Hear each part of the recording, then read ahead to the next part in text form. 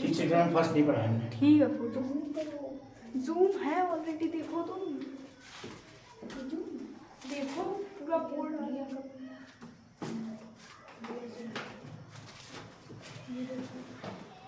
देखो सुनो ध्यान से, ट्रांसफार्मर, ट्रांसफार्मर मतलब ट्रांसफॉर्मेशन, ट्रांसफॉर्मेशन माने चेंजिंग करना, अर्थात ये एक ऐसी डिवाइस है जो उसको बढ़ा घटा सकती है ना, लेकिन उसके व्यक्तिगत रूप को चेंज नहीं कर सकती। अब ट्रांसफार्मर है क्या, सुनो। तो इसकी जो इंट्रोडक्शन है कि ट्रांसफार्मर वह युक्ति है जो प्रत्यावर्ती वोल्टेज है ना, जो प्रत्यावर्ती वोल्टेज व प्रत्यावर्ती धारा में परिवर्तन ला देती है। प्रत्यावर्ती धारा में क्या ला देती है, परिवर्तन ला देती है। तो इसकी जो परिभाषा है क्या है, ट्रांसफार्मर वह युक्ति है जो प्रत्यावर्ती वोल्टेज व प्रत्यावर्ती धारा में परिवर्तन ला देती है। या कुछ लोग ऐसे भी इसको लिख सकते हैं कि ट्रांसफार्मर, इस चीज को वैसे भी लिखा जा सकता है कि ट्रांसफार्मर अन्योन्य प्रेरण के सिद्धांत पर, यहां से स्टार्ट करो, बेटर देन ऑप्शन है ना। ट्रांसफार्मर अन्योन्य प्रेरण के सिद्धांत पर है ना बेटा, सिद्धांत पर कार्य करने वाली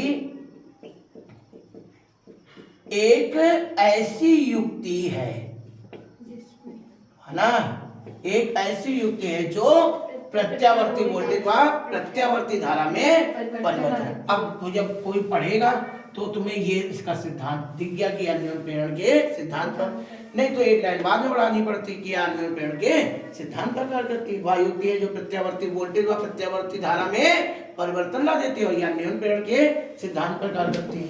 या तो आप इस चीज को ऐसे लिख दे इसका इंट्रोडक्शन, या ऐसे भी लिख सकते हैं कि यह अन्योन्य प्रेरण के सिद्धांत पर कार्य करने वाली एक ऐसी युक्ति है जो प्रत्यावर्ती वोल्टेज व प्रत्यावर्ती धारा में परिवर्तन ला देती है। आई थिंक समझ में आ गया होगा इंट्रोडक्शन। अब आ जाओ, रचना के आधार पर ट्रांसफार्मर दो प्रकार का होता है। रचना के आधार पर ट्रांसफार्मर कितने प्रकार का, दो प्रकार का होता है। अब ट्रांसफार्मर दो प्रकार का होता है, एक होता है ऊंचाई ट्रांसफार्मर और एक होता है अपचाई ट्रांसफार्मर। इस ऊंचाई और अपचाई ट्रांसफार्मर को हम एक रिएक्शन के द्वारा याद कर सकते हैं। ट्रांसफार्मर भी याद करने की ट्रिक बनाई है हमने। ऊंचाई VLIH VHIL पहला ट्रांसफार्मर, और VHIL VLIH दूसरा ट्रांसफार्मर। VL का मतलब लो वोल्टेज अर्थात निम्न विभव, और IH का मतलब हाई करंट मतलब प्रबल धारा।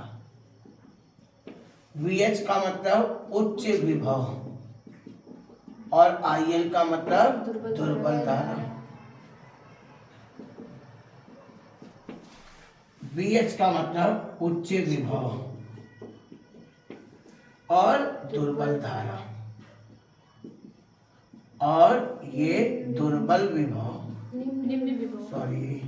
निम्न विभव और प्रबल धारा। ठीक। ऊंचाई माने उच्चयित करता है, तो ये मेन रूप से वोल्टेज को उच्चयित करता था, बढ़ा देता है। लेकिन क्योंकि ये शक्ति में परिवर्तन नहीं ला सकता, इसकी कमी है, पावर नहीं बदल सकता। पावर होता है V इंटू, सपोज तुम्हारे पास 4 वोल्टेज था, 1 करंट थी, ये वोल्टेज को बढ़ाकर तो देगा, 8 कर देगा, सॉरी ठीक 4 आ रहा है, ये वोल्टेज को बढ़ा तो देगा लेकिन फिर धारा को कम भी करेगा, क्योंकि ये पावर को चेंज नहीं करता।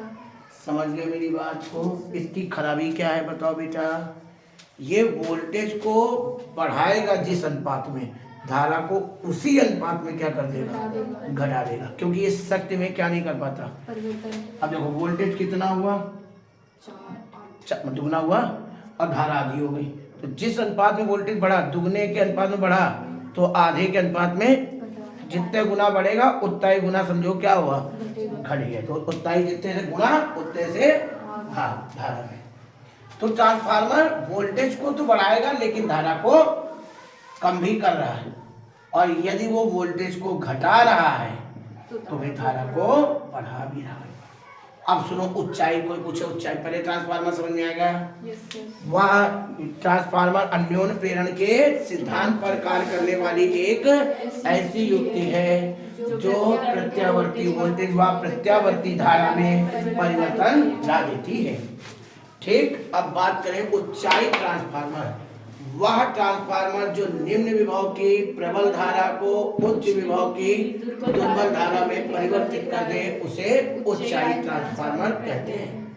वह ट्रांसफार्मर जो उच्च विभव की दुर्बल धारा को निम्न विभव की प्रबल धारा में परिवर्तित कर दे उसे हम अपचाई ट्रांसफार्मर कहते हैं। जो वोल्टेज को बढ़ाए और धारा को घटाए उसे उच्चाई, जो वोल्टेज को घटाए और धारा को बढ़ाए उसे अपचाई ट्रांसफार्मर कहते हैं। नहीं समझ में आया? समझ गया। क्या इंट्रोडक्शन क्लियर हो गया, रिएक्शन क्लियर हो गई। अब आ जाओ रचना। अभी तक तो हम बता रहे थे, इसका इंट्रोडक्शन था सब। अब हम तुमसे पूछें कि रचना क्या है इसकी। तो रचना इसमें यह है कि इसमें नर्म लोहे की, हम हर क्लास क्वेश्चन के जवाब देंगे, इसमें नर्म लोहे की आयताकार, नर्म लोहे की आयताकार है ना या गोलाकार पटलित माने चपटी क्रोडों को एक के ऊपर एक, एक के ऊपर एक पृथकृत रखा जाता है, पृथकृत रखा जाता है। पृथकृत रखने के लिए क्या करते हैं, जैसे ये चपटी क्रोड होते हैं, एक के ऊपर एक ऐसे रखते चले जाते हैं, इनके बीच में कागज लगा देते हैं। उसका रीजन है क्यों, अभी समझ में आएगा। अभी हम केवल रचना की बात करें, क्लासिक क्वेश्चन की बात करें। तो नर्म लोहे की आयताकार या गोलाकार पतली क्रोडों को एक के ऊपर एक पृथकृत रखा जाता है। इन क्रोडों के ऊपर दो तांबे की कुंडली लिपटी रहती है, दो तांबे की कुंडलियां लिपटी रहती हैं, जैसा कि आपको दिख रहा है। एक कुंडली में तार मोटा व फेरों की संख्या कम, फेरों की संख्या कम व दूसरी कुंडली में तार पतला व फेरों की संख्या अधिक होती है, फेरों की संख्या अधिक होती है। ठीक, ऊंचाई ट्रांसफार्मर सुनो, फेरों की संख्या अधिक होती है। एक कुंडली में, पहले ये बताएंगे, एक कुंडली में प्रत्यावर्ती वोल्टेज को आरोपित करते हैं, जिसपे हम आरोपित कर रहे हैं, प्रत्यावर्ती वोल्टेज आरोपित करते हैं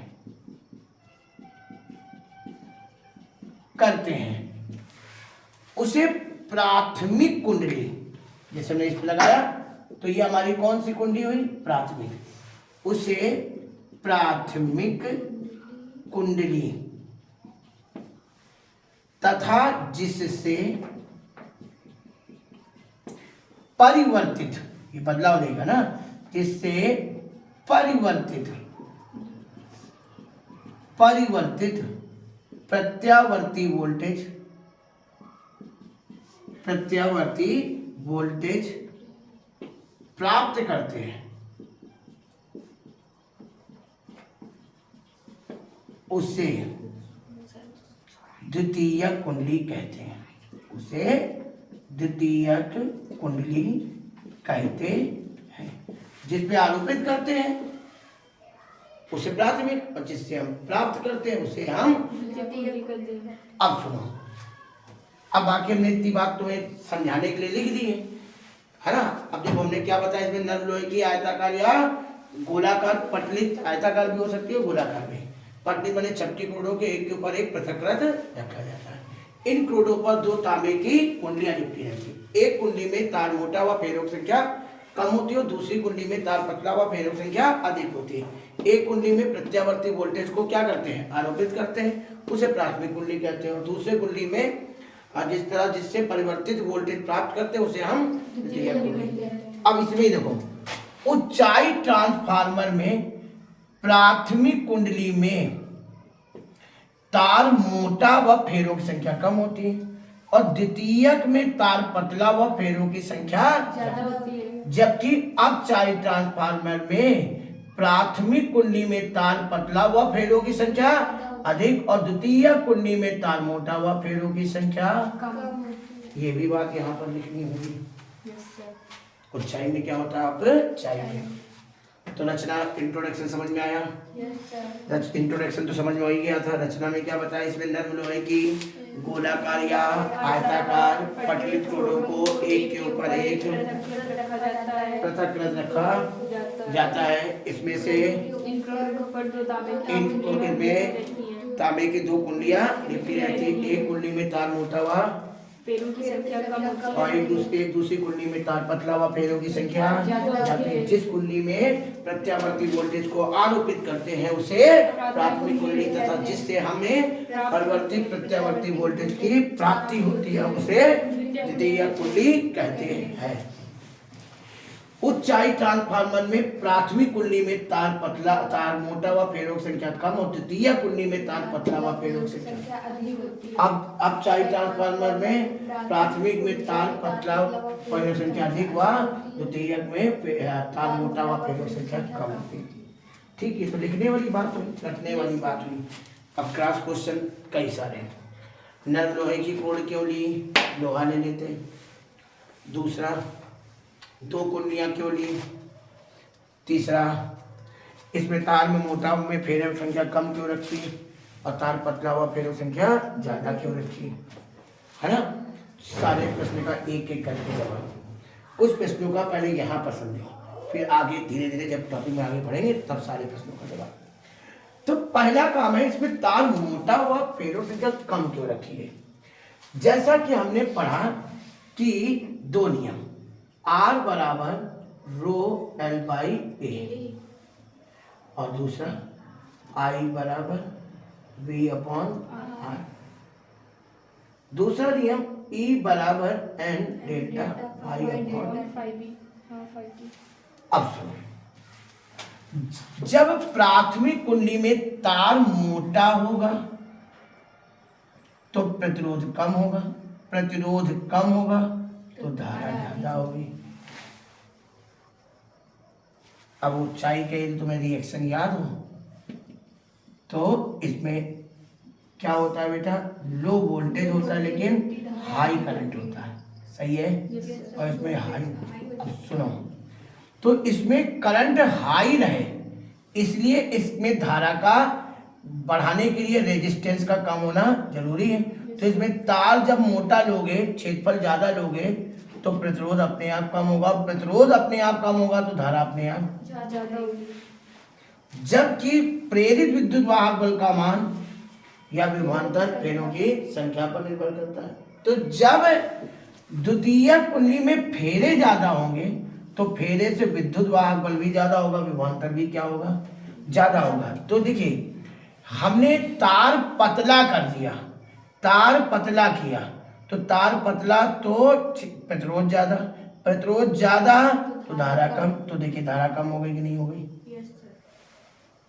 तार पतला किया तो धारा कम हो गई, और फेरों संख्या बढ़ा दिया तो वोल्टेज या विभवांतर ज्यादा हो गया, क्योंकि हमें दोनों पे पहलू भी काम करना है, क्योंकि एक शक्ति को नहीं बदल सकता, लेकिन यदि हमने केवल फेरे फेरे बढ़ा दिए, है ना, तो क्योंकि ये पावर चेंज नहीं करता तो वोल्टेज बढ़ ही नहीं पाएगा, क्योंकि जब तक हमें वोल्टेज बढ़ाने के लिए हमने फेरे तो बढ़ा दिए, लेकिन हमें धारा को क्या करना होगा, कम भी करना होगा।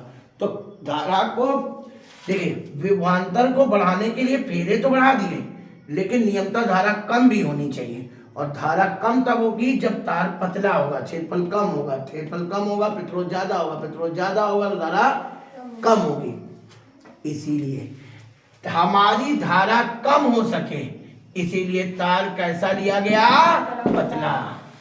कैसा लिया गया, पतला।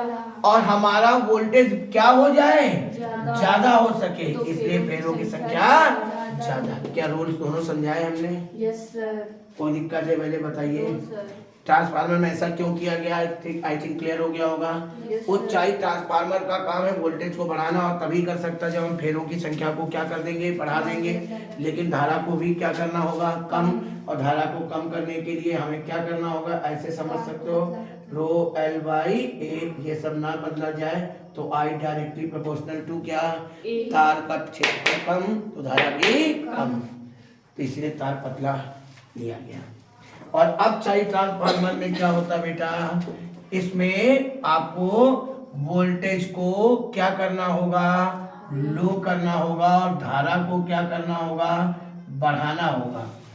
वोल्टेज को कम और धारा को हाई करना है। तो बताओ, आई हमने दिखाया आपको ए पर निर्भर करता है, और विभवांतर आपका एन पर निर्भर करता है। क्यों? तो वोल्टेज को बढ़ाना है तो सीधी सी वोल्टेज को क्या करना है, घटाना है, तो फेरे क्या करने होंगे, कम। और धारा को क्या करना है, बढ़ाना है, तो क्षेत्रफल को क्या करना होगा, बढ़ाना। इसलिए तार उठा हुआ फेरों की संख्या कम। आई थिंक समझ में आ गया होगा। ऊंचाई ट्रांसफार्मर की बहुत लोग बच्चों को ये बात पता ही नहीं होती, जब बहुत पूछ लो ना कम ज़्यादा क्यों होता है तो नहीं बता सकते, कौन सा नियम लगता है, तो दोनों नियम बता दिए, ठीक। और ऐसा किया क्यों जाता है, तो उन्होंने उसका भी जवाब दिया, क्योंकि ये शक्ति को बदल नहीं सकता है। यदि आप वोल्टेज को बढ़ाना चाहते हैं तो ऑब्वियस सी बात है, आपको धारा को क्या करना होगा, कम करना होगा। इसीलिए तार पतला किया गया ताकि धारा का मान कम हो जाए, ठीक, और वोल्टेज को हम बढ़ा सके। आई थिंक समझ में आ गया होगा। रचना पूरी क्लियर है। रचना में ये लिखना नहीं होता, रचना में इतना लिखना होता कि प्राथमिक कुंडली में तार मोटा हुआ फेरों की संख्या कम, द्वितीयक में तार पतला हुआ फेरों की संख्या ज्यादा, और अपचाई में प्राथमिक में तार पतला हुआ फेरों की संख्या ज्यादा और द्वितीयक में तार मोटा हुआ फेरों की संख्या कम होती है। आई थिंक इतनी बात समझ में आ गई होगी। ये अभी तक हमने इंट्रोडक्शन समझा दिया, हमने आपको रचना समझा दी, इसमें तार पतला और मोटा लेने का कारण समझा दिया, ठीक। अब हम तुम्हें बात करते हैं इसमें कार्य विधि की। अब सुनो, जब हम कार्य विधि समझिएगा, जब हम प्राथमिक कुंडली में प्रत्यावर्ती वोल्टेज को क्या करते हैं, आरोपित करते हैं, तो प्रत्यावर्ती वोल्टेज हर अर्ध चक्र के पश्चात अपनी दिशा बदल देती है। तो ऐसी स्थिति में पहले कुंडली एक दिशा में चुंबकित होगी और फिर दूसरे अर्ध चक्र में वो दूसरी दिशा में चुंबकित होगी, क्योंकि जैसे धारा बदलेगी वैसे वैसे चुंबकीय क्षेत्र की दिशा भी बदलेगी। तो जब हम प्रत्यावर्ती वोल्टेज को प्राथमिक कुंडली में क्या करते हैं, आरोपित करते हैं, जब हम प्रत्यावर्ती वोल्टेज को हम प्राथमिक कुंडली में क्या करते हैं, तो प्रत्यावर्ती वोल्टेज हर अर्ध चक्र के पश्चात अपनी दिशा क्या कर देता है। इसके कारण कुंडली पहले एक दिशा में चुंबकित होती है, फिर दूसरी दिशा में चुंबकित होती है। इस प्रकार चुंबकीय क्षेत्र में परिवर्तन होने के कारण, इस प्रकार चुंबकीय क्षेत्र में परिवर्तन होने के कारण चुंबकीय फ्लक्स में भी क्या होता है, चुंबकीय फ्लक्स में परिवर्तन होने के कारण, चुंबकीय फ्लक्स में परिवर्तन होने के कारण कुंडली में और अन्योन्य प्रेरण के कारण जितनी एक कुंडली में चुंबकीय फ्लक्स परिवर्तन होता है उतना ही दूसरी कुंडली में भी चुंबकीय फ्लक्स में क्या होगा, समझ आया। Yes sir. जब हम प्राथमिक कुंडली में क्या आरोपित करते हैं, तो प्रत्यावर्ती वोल्टेज प्रत्येक अर्ध चक्र के पश्चात अपनी दिशा को इसके पहले अर्ध कुंडली पहले एक दिशा में चुंबकित होती है और दूसरे अर्ध चक्र में दूसरी दिशा में चुंबकित होती है। इस प्रकार चुंबकीय क्षेत्र में परिवर्तन होने के कारण चुंबकीय फ्लक्स में क्या होता है और चुंबकीय फ्लक्स में परिवर्तन होने के कारण खना चुंबकीय फ्लक्स में परिवर्तन अन्योन्य प्रेरण के सिद्धांत से दूसरी कुंडली में भी उतना ही चुंबकीय फ्लक्स में क्या होगा परिवर्तन होगा, क्योंकि दोनों कुंडली एक ही कोण पर है। तो जितना एक में होगा उतना दूसरी कुंडली में भी चुंबकीय फ्लक्स में क्या होगा बेटा, दूसरी कुंडली में भी चुंबकीय फ्लक्स में क्या होगा परिवर्तन होगा। और दूसरी कुंडली में क्या उत्पन्न हो जाएगा बेटा, प्रेरित विद्युत वाहक बल। और इस प्रेरित विद्युत वाहक बल का मान किस पर निर्भर करता है, फेरों की। यदि दूसरी कुंडली में फेरों की संख्या ज्यादा है तो विद्युत वाहक बल ज्यादा प्राप्त होगा, विभवांतर ज्यादा प्राप्त होगा। यदि दूसरी कुंडली में फेरों की संख्या कम है तो विद्युत वाहक बल या विभवांतर कम प्राप्त होगा। आई थिंक यहाँ तक समझ में आया होगा कि जब हम प्राथमिक कुंडली में क्या आरोपित करते हैं, प्रत्यावर्ती वोल्टेज प्रत्येक अर्ध चक्र के अपनी दिशा बदल देता है। इसके पहले अर्ध चक्र में कुंडली एक दिशा में होती है और दूसरे अर्ध चक्र में इस प्रकार चुंबकीय क्षेत्र में परिवर्तन होने के कारण चुंबकीय फ्लक्स में परिवर्तन होता है और अन्योन्य प्रेरण के कारण दूसरी कुंडली पर भी उतना ही चुंबकीय फ्लक्स में परिवर्तन होता है और हमें दूसरी कुंडली में प्रेरित विद्युत वाहक बल व प्रेरित धारा की प्राप्ति होती है ना। लेकिन यह विद्युत वाहक बल फेरों की संख्या पर निर्भर करता है। यदि दूसरी कुंडली में फेरों की संख्या अधिक है तो अधिक विद्युत वाहक बल प्राप्त होगा और यदि दूसरी कुंडली में फेरों की संख्या कम है तो हमें कम विद्युत वाहक बल की प्राप्ति होती है। कार्य के बाद इसमें आती छोटी सी पूरी। माना प्राथमिक कुंडली में फेरों की संख्या NP है, प्राइमरी नंबर ऑफ टर्न्स, और द्वितीयक में फेरों की संख्या कितनी है, NS है। Number of turn in primary coils, number of turn in secondary coils. तो समझ रहे हो मेरी बात, हमने क्या बोला समझ गए होगे। माना प्राथमिक कुंडली में फेरों की संख्या NP और द्वितीय कुंडली में फेरों की संख्या NS है ना। यदि डेल्टा T समय में दोनों कुंडलियों में उत्पन्न चुंबकीय फ्लक्स परिवर्तन कितना हो, डेल्टा फाई बी, क्योंकि चुंबकीय फ्लक्स अलग अलग नहीं होगा, दोनों सेम होते हैं। तो दोनों कुंडलियों में चुंबकीय फ्लक्स परिवर्तन कितना हो बेटा डेल्टा फाई बी। और प्राथमिक कुंडली में उत्पन्न प्रेरित विद्युत वाहक बल कितना, EP, और द्वितीय कुंडली में कितना हो, ES। ऐसा तो नहीं होगा कि केवल द्वितीय में ही प्रेरित विद्युत वाहक बल उत्पन्न हो। अरे भैया इसमें भी तो उत्पन्न होगा प्रेरित विद्युत वाहक बल, और इसमें उत्पन्न होना स्वप्रेरण की घटना और दूसरे में उत्पन्न होना अन्योन्य प्रेरण। और जहाँ कुंडली होती है वहाँ स्वप्रेरण तो होता ही होता, और यदि उसके बगल में रख दिया तो उसमें अन्योन्य प्रेरण होने लगता है। ठीक, तो दोनों कुंडलियों में प्रेरित विद्युत वाहक बल उत्पन्न होते हैं। अब हम बात करेंगे फैराडे के प्रथम नियम से प्राथमिक कुंडली के लिए। तो हम इसमें प्राथमिक कुंडली की बात कर डालें तो प्राथमिक कुंडली के लिए हमारा फॉर्मूला होता है, प्राथमिक कुंडली के लिए E बराबर माइनस का N delta pi upon delta T। क्योंकि हम प्राइमरी कॉइल की बात कर रहे हैं तो हम दोनों में चुंबकीय फ्लक्स परिवर्तन तो सेम ही था, केवल फेरों की संख्या अलग थी, इसलिए विद्युत वाहक बल क्या हो गया, अलग। अब द्वितीय कुंडली में बात कर डाले तो द्वितीय कुंडली में है ना विद्युत वाहक बल हो गया ES माइनस का NS डेल्टा पाई बी अपॉन डेल्टा T। ये इक्वेशन फर्स्ट, ये इक्वेशन सेकेंड। यदि हम समीकरण 2 में समीकरण 1 का भाग कर दें तो ये ES अपॉन EP होगा, ये माइनस का NS delta phi B upon delta T होगा, ये माइनस का NP delta phi B upon minus minus कटेगा, ES अपॉन EP बराबर NS अपॉन NP। ये सिद्ध हो जाएगा। ठीक, अब एक और बात समझ लो, क्योंकि ये कुंडलियां बंद मानी जाती हैं और बंद कुंडलियों के लिए विभवांतर विद्युत वाहक बल के बराबर होता है। तो इसमें we S upon V P बराबर भी हम लिख सकते थे। क्यों? ई एस अपॉन ई पी बराबर एन एस अपॉन। जैसा कि हमने आपको बताया था कि जो ट्रांसफार्मर है ये क्या करता है बेटा, किसी शक्ति में परिवर्तन नहीं करता, ये शक्ति में परिवर्तन नहीं करता। अब शक्ति में परिवर्तन नहीं करता है, इसका क्या मीन्स हुआ बताओ? इसका मतलब हुआ कि प्राथमिक कुंडली की शक्ति और द्वितीय कुंडली की शक्ति दोनों आपस में बराबर होती है और शक्ति होती है P बराबर क्या, वी आई, क्योंकि ये प्राथमिक है और ये, तो हम इसके नीचे इसको लेके आए तो I P upon I S बराबर वी एस अपॉन, तो इसका मतलब V S upon V P को बराबर I P S upon I P upon, तो फिर क्या सूत्र और हो सकता था बताओ?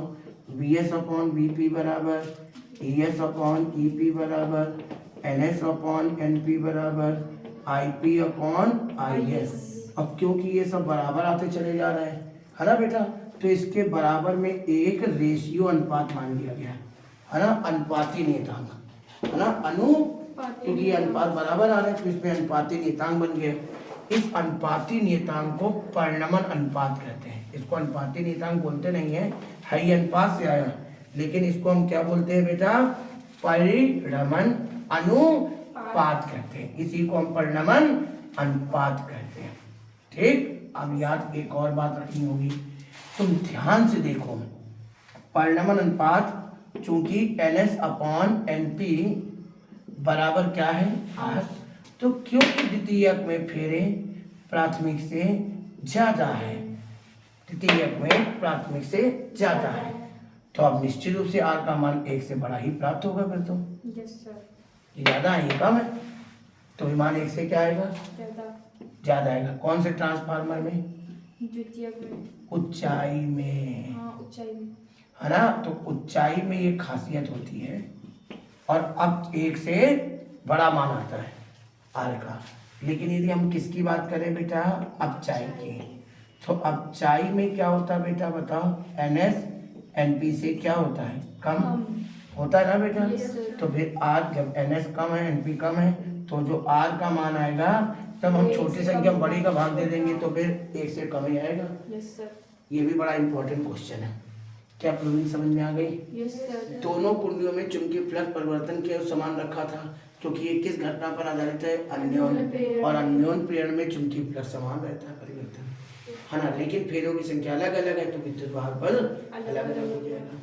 यहाँ पर सब में देखो एस ऊपर चल रहा था, क्योंकि हमें मेन रूप से निर्गत कहाँ से प्राप्त हो रहा था, एस से, तो जिससे निर्गत होता है वो हमेशा ऊपर रखा जाता है और जिससे हमें निवेश करना होता है वो हमें नीचे रखा जाता है।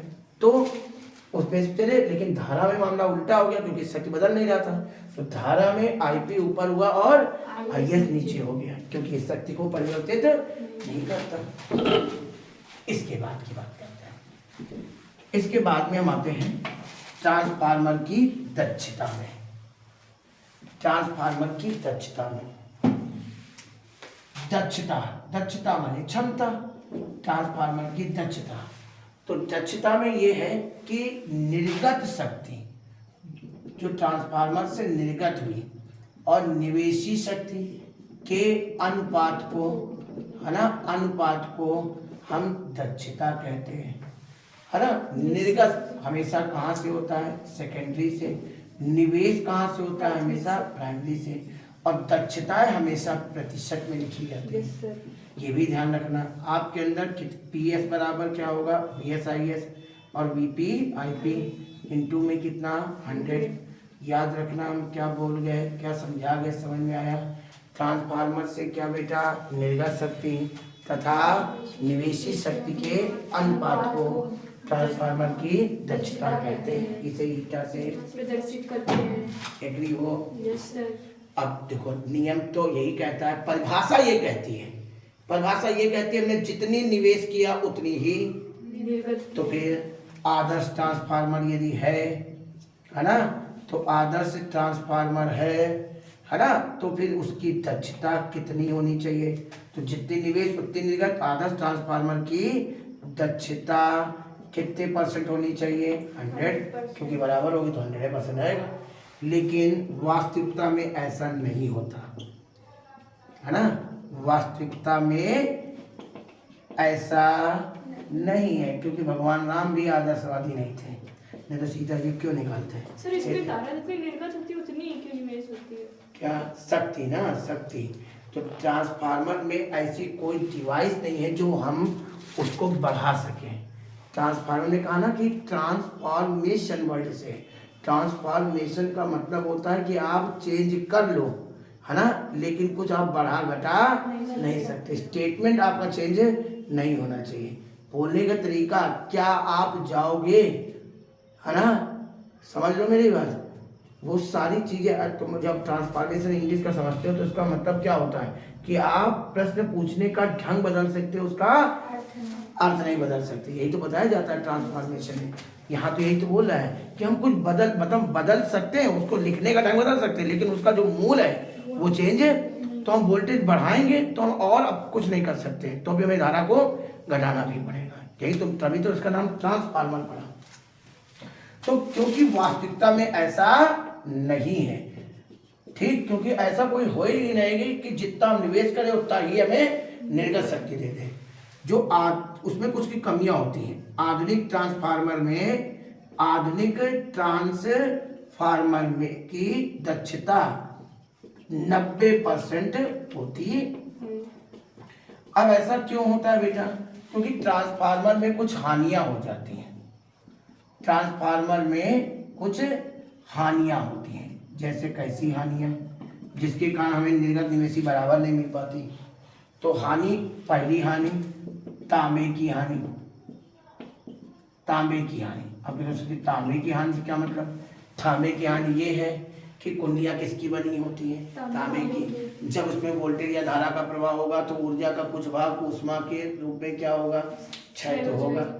इसको हम रोक ही नहीं सकते, क्योंकि धातु का गुण कि उसमें धारा प्रवाहित होगी तो ऊष्मा तो बनेगी, है ना। तो कुंडियां किसकी होती हैं?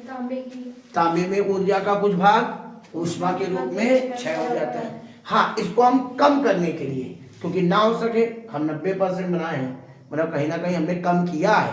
100 तो नहीं ला सकते, है ना, लेकिन हमने बहुत बढ़ा लिया है लगभग। ऐसा इसलिए क्योंकि फिर हम इसमें हानि कम हो, ऊष्मा कम बने, इसीलिए इसमें तेल और वायु का क्या करते हैं? प्रवाह। तेल और वायु का क्या करते हैं? ताकि इसमें हानि क्या हो? दूसरी, ये तो तांबे की हानि रही। इसमें भी दूसरी बात है भंवर धाराएं की हानि। अब भंवर धाराओं की हानि क्या है बेटा? भंवर धाराओं की हानि क्या है बेटा? तो आप जानते हो इसमें चुंबकीय क्षेत्र बदल रहा था ना, और ये धातु भी है। और जब हमने बताया था धातु का कोई टुकड़ा परिवर्तित चुंबकीय क्षेत्र में रहता है तो उसके संपूर्ण आयतन में भंवर धाराएं बन सकती हैं। और भंवर धाराएं पहले लाल तत्व होकर इसे क्या करेगा? गर्म करेगा और अधिक समय तक बनाएगा, तो फिर ये पिघल भी सकती है, तो ट्रांसफार्मर निकल जाएगा। तो अब इससे बचना है तो क्या करना चाहिए? तो अब नहीं, ठंडा करने से नहीं होगा काम।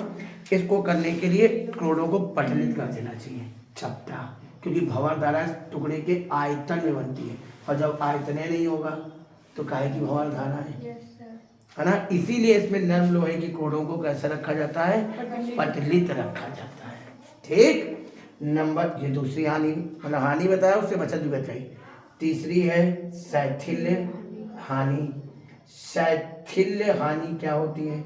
एक्चुअल में जब हम किसी भी पदार्थ को चुंबकित करते हैं, है ना बेटा, और फिर हम उसे विचुंबित करते हैं, तो जितना हमने चुंबकित करने के लिए ऊर्जा दी होती है ना बेटा, उसको विचुंबित करने पे, मतलब उसका चुंबकीय गुण खत्म करने पे हमें उतनी ऊर्जा की प्राप्ति उतनी नहीं होती है।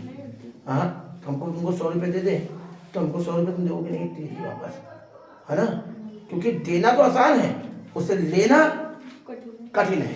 तो जब हम किसी भी कुंडली को चुंबकित करते हैं, कुंडली तो हमने चुंबकित किया ना एक दिशा में, फिर हमने उसको खत्म करना है और दूसरी दिशा में चुंबकित करना है ना।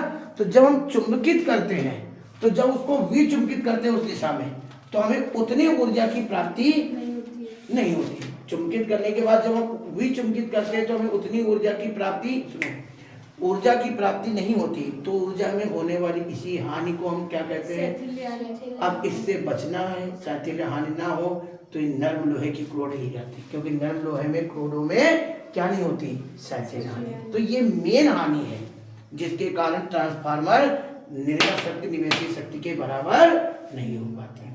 और एक और हानि है फ्लक्स हानि, बता दे रहे हैं फ्लक्स हानि, लेकिन मेन हानि ये है। फ्लक्स हानि ये होती है कि हम लोग ये बोलते तो है कि जितना एक कुंडली में चुंबकीय फ्लक्स परिवर्तन होगा उतना ही, लेकिन जब दो कुंडलियों के बीच में गैप होगा, हवा होगी, तो कहीं ना कुछ तो चुंबकीय बल रेखाओं की क्या होंगी, हानि तो हो ही जाएगी, है ना। इसलिए उतना चुंबकीय फ्लक्स हमें दूसरी कुंडली पे नहीं प्राप्त होता जितना कि हमने प्राप्त किया। तो ये सारी हानियां हैं जिसके कारण ट्रांसफार्मर क्या नहीं बन पाता, आदर्श ट्रांसफार्मर नहीं बन पाता। लेकिन हमने कुछ जुगाड़ लगाते हैं जिससे उसकी क्षमता को हम बढ़ा सके। यहाँ से प्रत्यावर्ती धारा पूरी तरह से समाप्त होता है। Okay then.